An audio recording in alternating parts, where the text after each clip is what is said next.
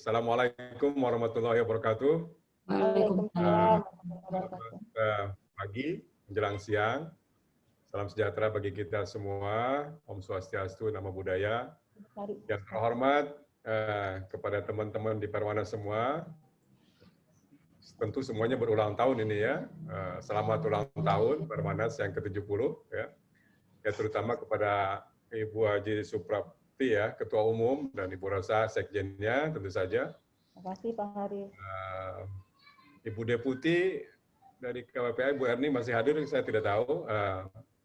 Yang terhormat juga Pak Imran yang baru menjabat di Direktorat Promosi Kesehatan, luar biasa. Tadi sudah disampaikan. Kebetulan saya juga duduk di Satgas, saya ketua Subbidang Edukasi. Jadi yang disampaikan oleh Pak Imran itu juga yang kita harapkan untuk disebarluaskan ke seluruh ya komponen masyarakat ya. Saya mempunyai tanggung jawab setidak-tidaknya untuk di komunitas pendidikan ya. Karena komunitas pendidikan itu jumlahnya besar ya, dari mulai PAUD, SD, SMP sampai perguruan tinggi itu student body itu bisa sampai 68 juta ya. Ditambah dengan pendidiknya 4 juta jadi 72. Ditambah lagi kalau kali 3,5 keluarganya itu menjadi lebih dari 100 juta. Artinya kalau di komunitas pendidikan aja sudah bisa kami masyarakatkan mengenai promosi kesehatan 3M. Nah, insya Allah ya kita bisa mempunyai harapan yang lebih baik seluruh Indonesia itu bisa menerapkan 3M-nya. Yang terhormat juga dari Kementerian Sosial, tadi Ibu Risma sudah hadir dan menyampaikan pidato yang sangat bagus sekali. Semua anak, semua ibu ya. Jadi kita jangan pilih-pilih ini anak tetangga, ini anak saya ya. Kalau kita melihat anak dan dalam penderitaan kita harus serta-merta untuk membantunya. Ini esensi yang saya kira sangat bagus sekali. Izinkan saya untuk share screen ya. Ada materi yang itu screen-nya siapa ya? Oh, dari host ya. Saya mau share screen ya. Terima kasih. Ya. Jadi ini sesuai dengan permintaan ya dari panitia Ibu Rosa mengenai partisipasi perempuan dalam pembelajaran di masa pandemi. Ya. Ini tadi sudah dibahas oleh Bu Risma, oleh Pak Iman, ini luar biasa partisipasi perempuan ya. Bahkan tenaga kesehatan pun juga kan 70%-nya itu adalah perempuan. Jadi ada di front line atau di back line ya, kalau kita pada strategi pemerintah ya. Jadi sudah banyak saya kira yang dilakukan ya oleh perempuan dalam masa pandemi ini. Dan pandemi ini belum ada tanda-tanda akan turun ya, Bapak Ibu sekalian. Korban di seluruh dunia ini sudah mencapai 1,9 juta ya. 1,9 juta nyawa ya. Luar biasa. Sekarang ada varian baru ya dari Inggris dan juga di Singapura, di mana varian baru itu penyebarannya lebih cepat. Dan juga OTG pun juga yang selama ini kebal terhadap virus ini, ya, tidak menunjukkan gejala. Virus baru ini juga menyerang ya. Jadi hati-hati ya.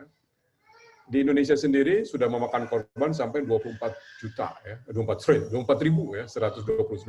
24 ribu saudara kita di Indonesia. Ya. Memang kalau dilihat dibandingkan dengan perkembangan dunia, Indonesia masih lebih baik ya dari segi kasus aktifnya ya. Kasus aktif di kita baru 14,84%, sedangkan dunia itu rata-rata 25,57%. Dengan kesembuhan juga demikian, kesembuhan di atas rata-rata dunia ya, kita 82,25%. Ya. Kalau dunia itu 71,58%. Lebih bagus di Indonesia. Cuma di sini di kasus meninggal ya kita sedikit lebih tinggi ya daripada rata-rata dunia ya, yaitu 2,15% kalau rata-rata dunia. Kita 2,91% ya.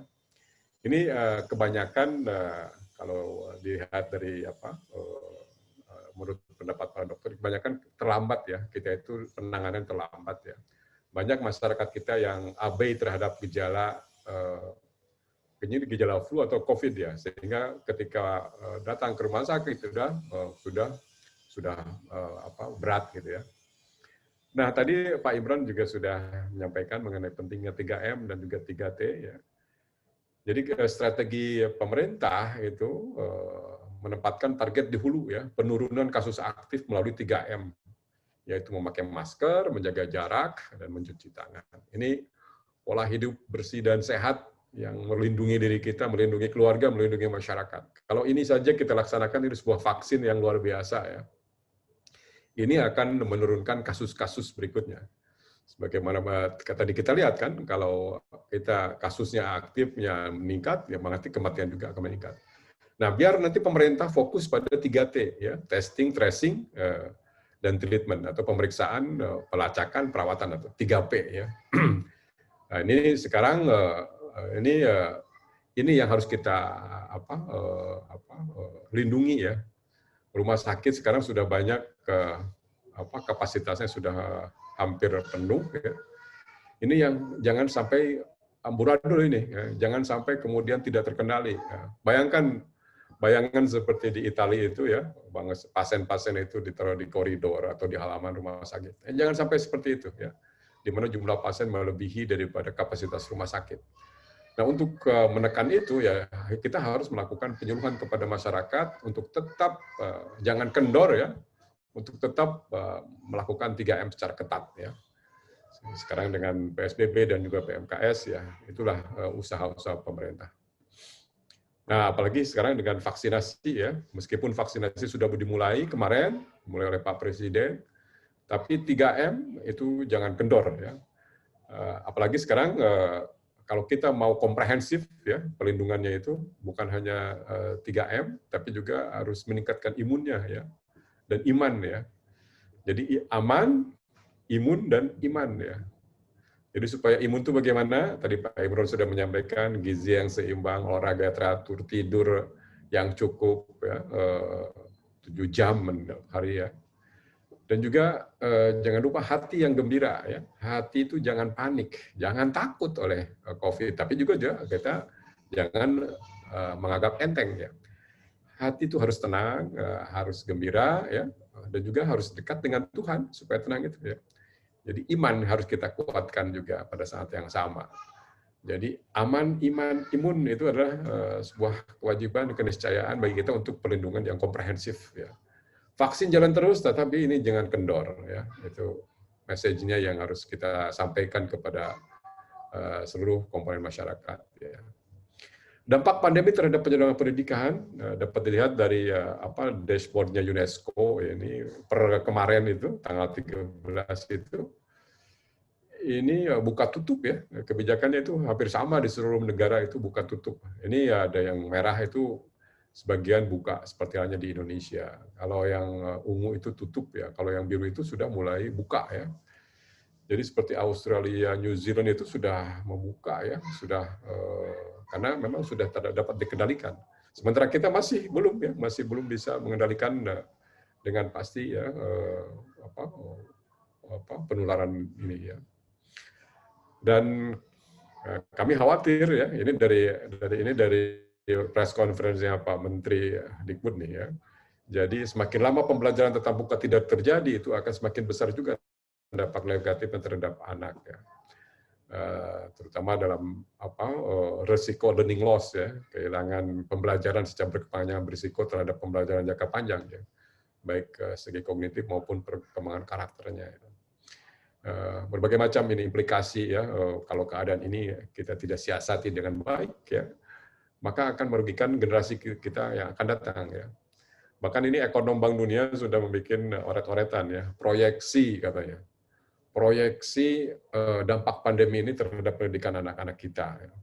Ini nilai PISA akan turun 21 poin. Sudah jelas PISA kita itu ya dalam 18 tahun ini ya selalu memang di juru kunci di bawah. Tapi dengan pandemi ini bahkan bisa turun lagi ya, lebih turun lagi. Kemudian juga yang lebih menarik adalah ini proyeksi dampak dari pandemi terhadap penghasilan lulusannya gitu ya. Jadi anak cucu kita nih yang mengalami masa pandemi ini diproyeksikan ya, dia akan mengalami penurunan produktivitas ya karena kurangnya kompetensi yang dihasilkan atau yang dikuasai. Itu yang berimplikasi pada penurunan penghasilan. Ya. Ini adalah proyeksi-proyeksi, ini adalah apa? Saya kira kewaspadaan bagi kita bahwa pandemi boleh hadir ya, tetapi mutu pendidikan kita harus senantiasa pertahankan. Caranya gimana ya? Ya caranya ya bersama-sama dengan sekolah, kita keluarga harus maksimal total ya bagaimana untuk mendidik anak ya. Tapi prinsip utama tentu saja dalam kebijakan-kebijakan di pemerintah yang diambil itu adalah yang pertama adalah keselamatan ya. Jadi seperti juga disampaikan oleh Cicero ini. Cicero ini adalah filsuf Romawi ya, 1 abad sebelum Masehi ya, mengatakan bahwa salus populi suprema lex esto. Keselamatan rakyat itu adalah hukum tertinggi ya. Jadi itu adalah prinsip yang selama ini. Jadi ya dalam pendidikan juga sama ya. Jadi keselamatan peserta didik, pendidik itu yang diutamakan ya. Ini prioritas utama. Baru berikutnya ya. Jadi hak berikutnya baru lah. Yang penting hak dulu hidup, hak sehat yang paling utama ya. Ya. Memang kesehatan katanya kan bukan yang prioritas utama ya Pak Imran sampaikan. Tetapi tanpa kesehatan kita tidak bisa melakukan apa-apa. Nah kebijakan di pendidikan ya dari sejak pandemi ini kurang lebih setidaknya ada 20 kebijakan yang sudah dihasilkan, kebijakan besar ya. Dari sejak Maret itu, mulai dari pembatalan ujian nasional. Sampai yang terakhir itu adalah memberikan kewenangan penuh kepada pemerintah daerah dalam perizinan pembelajaran tatap muka, ya, PTM. Ya. Jadi kalau sebelumnya itu kan berbasis zona, ya, zona merah, kuning, gitu, hijau. Nah sekarang setelah itu, ya, katakanlah di zona merah, ya, tetapi ternyata masih ada desa-desa atau kecamatan yang betul-betul aman ya, seperti halnya di Kalimantan itu kan satu kabupaten itu besar ya, sebesar provinsi di Jawa itu. Itu ada desa dan kecamatan yang sebenarnya aman, hijau itu. Nah itu kalau kita basisnya hanya berdasarkan zonasi kabupaten, maka itu dikoreksi gitu ya dalam SKB 4 Menteri itu. Silahkan barangkali di level kabupaten bisa melihat lebih mikro lagi, gitu kan. Jadi lebih lokal lagi. Itu kira-kira yang SKB kemarin itu ya. Itu nanti dalam pelaksanaannya harus melakukan simulasi dulu ya. Bagaimana sebelum berangkat tuh anak itu ya. Semua harus paham itu selama di perjalanan. Harus dari rumah langsung ke sekolah. Di sekolah pun juga harus bagaimana akan hanya straight to the point, hanya urusan kegiatan belajar mengajar aja ya. Jumlahnya pun juga tidak boleh 100% ya, harus bertahap ya, harus dirotasi ya, shift ya. Kemudian juga kegiatan olahraga, kegiatan ekstrakurikuler ya, di stop dulu ya. Kemudian nantinya juga pulangnya juga demikian. Jadi banyak restriksinya tapi harus dilakukan secara hati-hati ya, dan semua orang harus paham. Terutama juga dari pulang dari sekolah ke rumah juga, itu juga harus disimulasikan ya. Terutama anak-anak yang menjelang remaja itu ya, itu harus pulang langsung karena selama perjalanan itu juga rentan ya. Dan pada akhirnya nanti itu ya pada 2021 ini seluruh satuan pendidikan sudah harus siap dengan dual moda ya. Jadi pembelajaran tatap muka dan juga pembelajaran jarak jauh ya. Pembelajaran di sekolah dan juga BDR, belajar dari rumah. Kenapa begitu ya? Ya karena kita juga bercermin dari pengalaman kita sehari-hari bekerja, sekarang bekerja dari rumah, work from home ya. Memang ceritanya work from home ya. Tetapi ada kewajiban kita untuk ke kantor ya.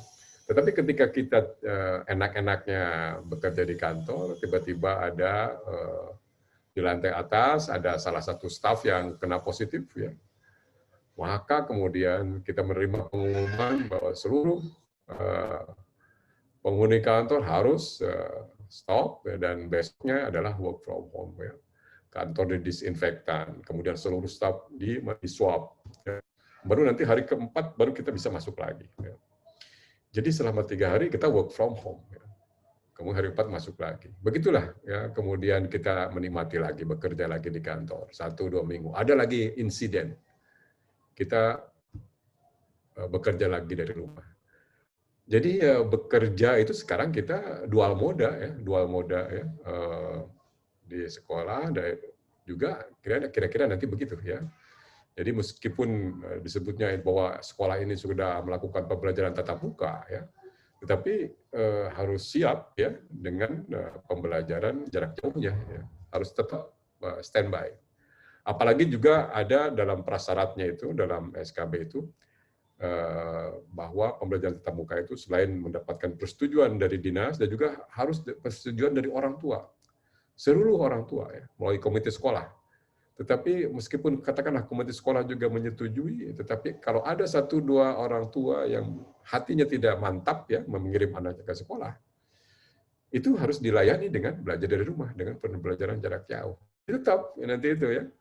Meskipun nanti itu sekolah menyelenggarakan pembelajaran tatap muka ya, kita di sekolah harus siap standby dengan pembelajaran jarak jauh.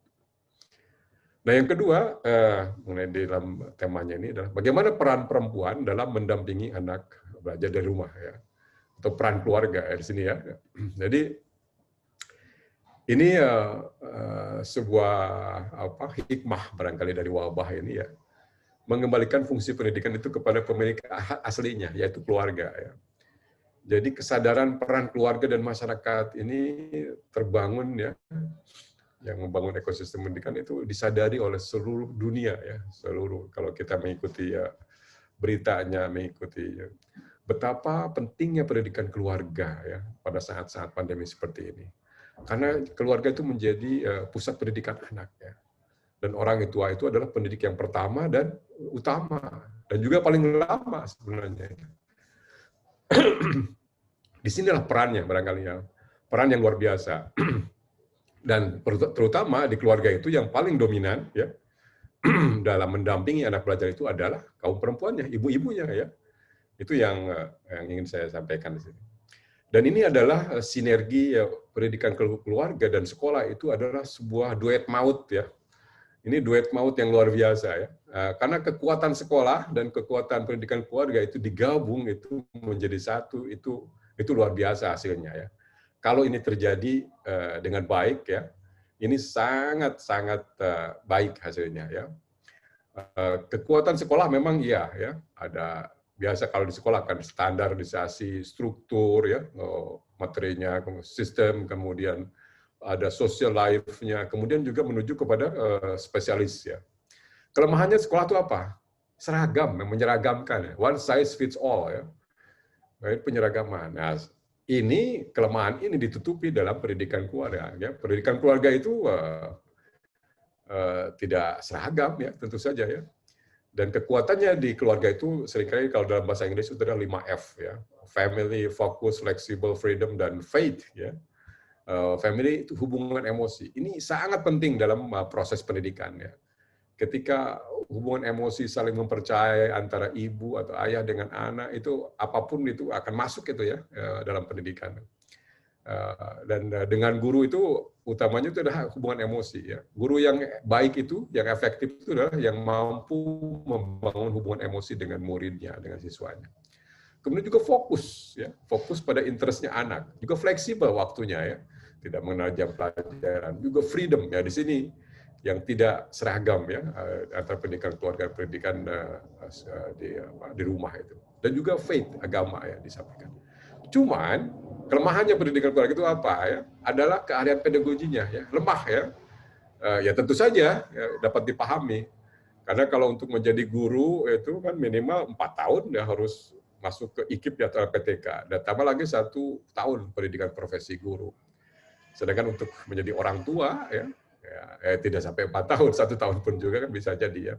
Dan ini yang perlu kita beri dukungan, beri penguatan agar orang tua itu mempunyai keahlian pedagogi ya.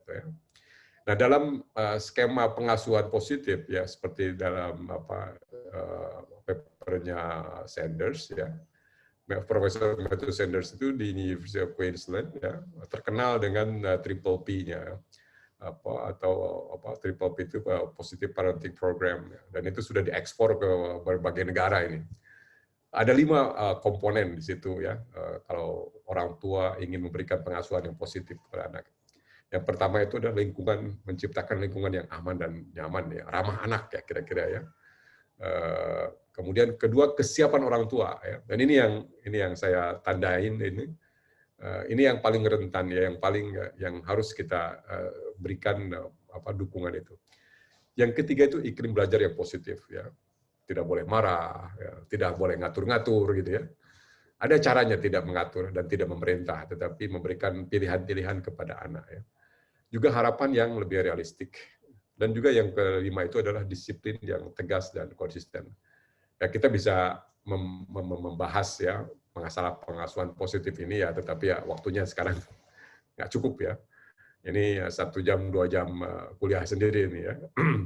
Tapi khususnya untuk kesiapan orang tua ya, ini ya pihak sekolah dan juga pemerintah dan juga masyarakat bisa memberikan dukungannya ya mengenai kesiapan orang tua itu sehingga orang tua bisa percaya diri ya, kemudian bisa juga lebih kompeten ya dalam memberikan pengasuhan dan pendampingannya ya. Terutama anak-anak di PAUD dan di SD orang tua sudah confident ya. Tetapi masuk ke SMP itu dengan materi pelajaran yang sudah mulai rumit ya, apalagi SMA, maka orang tua biasanya kemudian mengalah ya. Kemudian menyerahkan kepada anaknya 100% ya. Ini yang barangkali yang perlu berikan guidance ya. Kalau di Singapura itu memang ada buku ya khusus ya, guidance, parents guide untuk mendampingi anak, parents guide to mathematics, parent guide to ini yang barangkali di kita nanti ke depan bisa dilakukan ya. Nah kalau untuk PAUD sudah ya, saya kebetulan juga di Direktorat PAUD ini, Widya berada di Direktorat PAUD ya. Untuk pandemi ini kita sudah menerbitkan 12 buku PAUD ya untuk anak-anak ya, dan juga 30 pedoman bagi orang tuanya. Bapak Ibu bisa mengunduh ya bersama di laman bersama hadapi corona.kemdikbud.go.id. Dan juga kita menyelenggarakan webinar bagi orang tua ya, untuk orang tua berbagi ya. Jadi ini kita bukan ngajari orang tua bagaimana mengasuh anak, tetapi berbagi antara satu orang tua dengan orang tua lain, best practice-nya apa ya. Kalau yang bagus kita contoh ya, kalau cocok kita contoh ya, kalau enggak ya enggak ya. Dan ini lumayan ya, seluruh Indonesia kita sudah lakukan penyelenggaraan tahun lalu dan banyak sekali ya minatnya, dan kemungkinan tahun ini akan kita lanjutkan ya, karena hasil evaluasi kita menunjukkan kebermanfaatnya sangat tinggi ya. Itu Bapak Ibu dukungan yang kita berikan yaitu untuk meningkatkan kepercayaan diri ya dari orang tua dalam melakukan pengasuhan kepada anaknya. Nah, pendidikan keluarga ini menunjukkan dari hasil penelitian ya, bahwa ini sangat penting bukan hanya untuk urusan kognitif ya, tetapi juga urusan untuk sosialnya, emosional anak ya.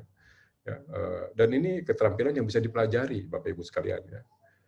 Pendidikan keluarga aja juga seringkali diasosiasikan hanya untuk pendidikan anak usia dini, tetapi sebenarnya untuk pendidikan remaja juga itu sangat diperlukan ya. Apalagi sekarang kita zaman pancaroba begini ya, anak-anak kita banyak dipengaruhi oleh berbagai hal ya, dalam gadgetnya ya, maka kehadiran orang tua dalam berbagai kegiatan itu sangat diperlukan ya. Juga pendidikan keluarga juga ini bukan sebuah ruang hampa ya, tetapi dipengaruhi oleh budaya kita ya, konteks budaya dan juga agama ya. Maka ini bukan hanya tanggung jawab orang tua saja, tapi juga pemerintah. Itu saya kira pentingnya pendidikan keluarga, dan mudah-mudahan ini melalui Perwanas ini pendidikan keluarga yang sudah diinisiasi oleh Kemdikbud dengan Direktorat Pembinaan Pendidikan Keluarga selama 5 tahun ya. Sekarang sudah nggak ada ya direktorat itu bisa dilanjutkan ya, dengan meningkatkan gerakan pendidikan keluarga ya. pada dasarnya jadi bahwa pendidikan masyarakat itu ya adalah pendidikan itu anak itu ya adalah kolaborasi seluruh masyarakat ya. Dalam pandemi ini dapat dilihat ya bagaimana kerjasama antara dinas pendidikan, dinas kesehatan, dinas pendidikan, kantor departemen agama ya, dinas perhubungan, bagaimana menentukan ini apakah sekolah ini harus buka atau tidak gitu kan. Itu yang kita harapkan. Nanti di situ juga bagaimana satuan pendidikan harus mempersiapkan kebutuhan protokol kesehatannya, ya, wastafelnya, toiletnya yang bersih ya. Jadi pola hidup bersih dan sehat itu yang tadi Pak Imron sampaikan itu harus betul-betul dilakukan ya. Dan juga orang tua ya. Orang tua juga kan dalam pandemi ini mau tidak mau harus secara aktif mendampingi anak ya. Harus aktif berpartisipasi dalam mendukung KBM ya. Nah, kalau kita bicara orang tua, ya orang tua itu siapa ya? Jadi ya sebagian besar itu adalah perempuan ya. Ya. Save the Children ini melakukan survei ya, bagaimana selama pandemi ini ya ternyata tingkat stres anak dan orang tua itu luar biasa ya. 8 dari 10 anak itu mengaku hanya belajar sedikit ya. Ini kalau lihat grafiknya itu pada minggu-minggu awal itu persentasenya itu anak itu stres itu meningkat ya. Demikian pada akhirnya semuanya stres gitu kan. Ya stres itu bisa dari mana-mana ya. Belajar dari rumah itu memang stressful ya. Karena itu perubahan yang drastis ya. Faktor anak sendiri ya, dari rutinitas ya. Sekarang dengan jenuh ya, penat ya, fatigue ya. Orang mengatakan itu fatigue atau kelelahan ya, pandemi fatigue ya. Anak bosan ya, cenderung kemudian menunjukkan perilaku yang bermasalah. Ya. Kemudian juga faktor keluarga, dan yang terutama itu adalah perubahan drastis ya, pada ekonomi ya, keuangan keluarga ya, interaksi sosial ya, dan juga kontrol sosial. Dan juga rendahnya kecakapan orang tua dalam mendampingi anak belajar ya. Ya, karena memang tanpa kuliah, tanpa sekolah ya. Sehingga banyak kejadian-kejadian KDRT ya, yang kemudian berakhir dengan insiden dan juga kepolisian ya, seperti yang terjadi di Banten tempo hari itu ya. Kemudian juga tidak adanya pembagian peran ya. Jadi peran ayah masih seperti dulu ya, juga peran ibu masih seperti dulu ya. Pembagian perannya dia, tapi keadaan kan sudah berubah ya. Dan ini yang makanya salah satunya menjadi kunci ya, yang kita usulkan nanti itu harus diredefinisi kembali ya, pembagian perannya ya, antara ayah dan ibu. Perlu diingat bahwa fungsi keluarga itu minimal ada 8 ya. Jadi bukan hanya urusan reproduksi saja, kasih sayang, perlindungan, agama, sosial budaya, ekonomi ya, pendidikan ya. Jadi tadi saya menyampaikan bagaimana peran serta ibu atau perempuan itu dalam mendampingi anak di pendidikannya. Tapi ternyata ekonomi juga di sini juga menjadi fungsi juga atau peran yang juga diambil alih juga oleh ibu ya. Dalam artian ketika ada sebuah kasus ya, ayahnya atau tulang punggung ekonomi keluarga itu mendapatkan PHK ya, maka di situ ibu berperan sebagai ibu dan juga istri, tapi juga pertahanan keluarga dari aspek ekonomi untuk tetap memberikan makan ya kepada anak dan suami ya. Itu yang kemudian menjadi tekanan tersendiri ya dalam keluarga itu ya. Jadi tekanan ekonomi ini sekarang selama pandemi ini besar ya. PHK sekarang sudah mencapai 4 jutaan ya, dan itu akan lanjut ya. Ini ya 2021 ini akan tambah lagi dan itu akan memberikan tekanan yang besar dalam rumah tangga ya. Tekanan psikologis ya, ada kekecewaan, kebingungan mengatasi keadaan. Pendidikan juga gitu ya, guru menganggap siswa tidak siap, ya, tidak semangat ya. Kalau webinar, kalau Bitcoin itu, siswa menganggap sekolah tidak jelas ya.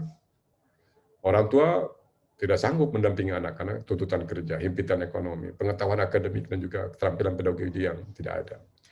Akibatnya ya itu ya yang menjadi korban itu nanti anak ya.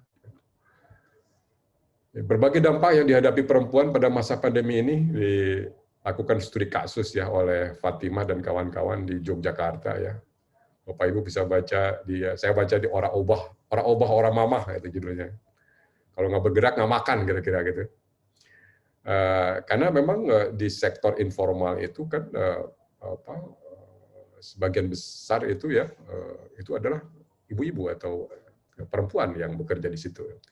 Dan pandemi ini melahirkan krisis ekonomi yang luar biasa. Sebuah krisis ekonomi yang lebih dahsyat daripada krisis ekonomi sebelumnya.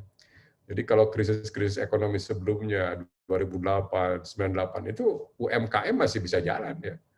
Masih kita bahkan dengan krisis ekonomi 98 itu karena UMKM maka kita tetap mempunyai ketahanan ekonomi ya. Kelentingan di situ kelentingan perempuan di sektor informal menjadikan kelentingan bangsa itu ya. Tapi sekarang nggak bisa ya.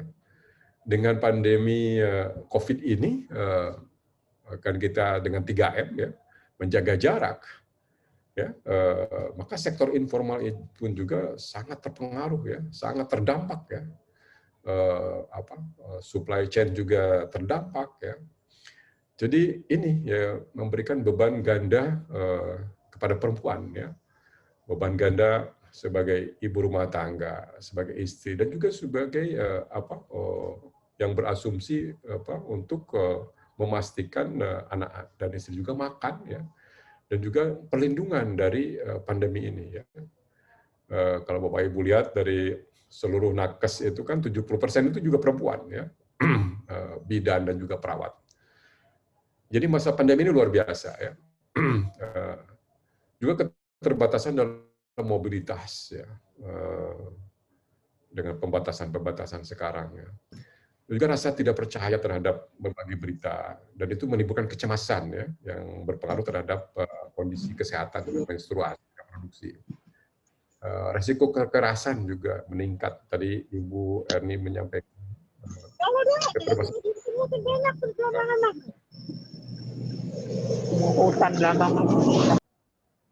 Nah, Ibu Fatimah dan kawan-kawannya itu dalam papernya itu menyajikan ini siklus harian dan beban ganda perempuan di masa pandemi seperti ini ya.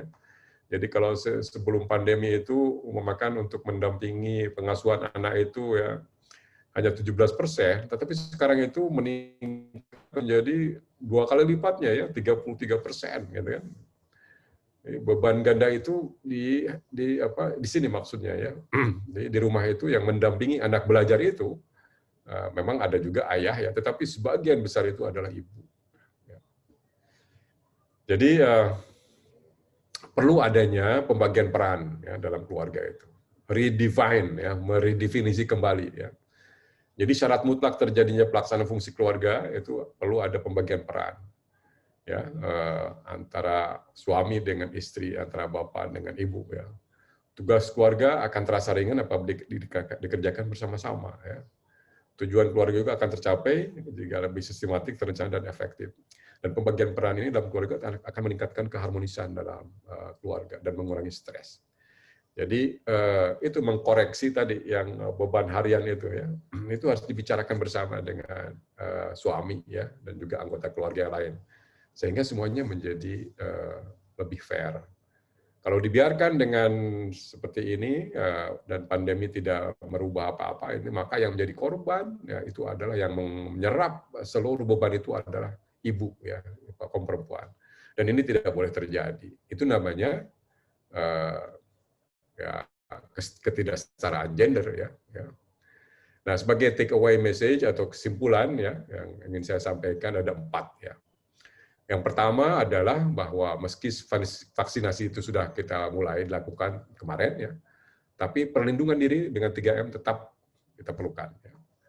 Yang kedua, meskipun pandemi ini ya memberikan kewenangan kepada pemerintah daerah untuk buka tutup nanti itu, tapi semua satuan pendidikan harus siap setiap saat dengan dual moda pembelajaran.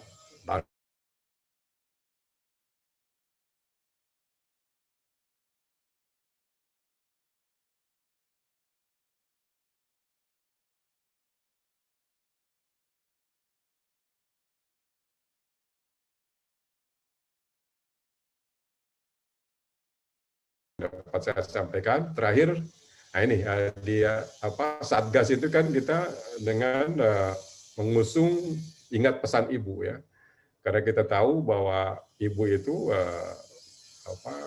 sangat berpengaruh dan sangat didengar oleh semua anak ya, termasuk seluruh anak Indonesia itu. Jadi semua warga Indonesia pasti mendengar nasihat dari ibunya ya.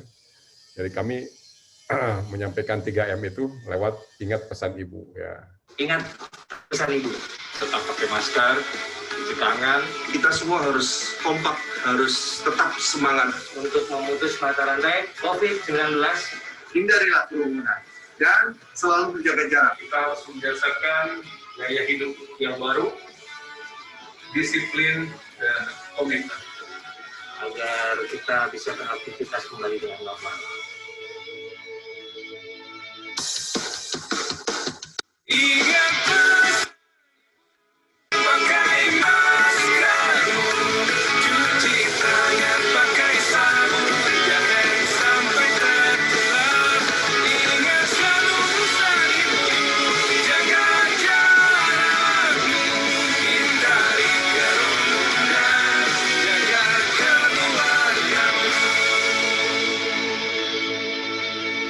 Ingat pesan ibu ya. Terima kasih. Billahi taufiq wal hidayah. Wassalamualaikum warahmatullahi wabarakatuh.